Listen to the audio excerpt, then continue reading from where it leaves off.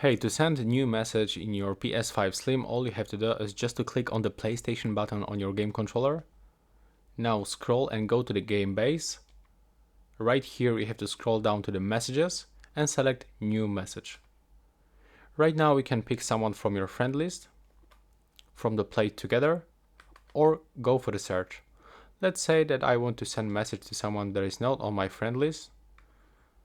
So here I can select this player from the list, click OK.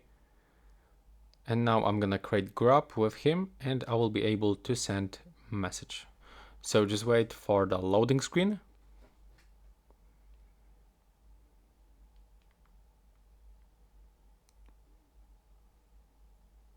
If it takes too much time, you can actually close it and just repeat.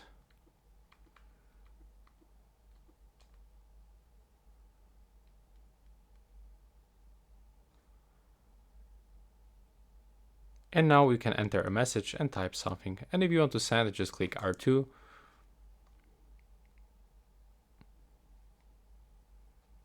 And that's basically it. Right now, please subscribe to my channel. Bye bye.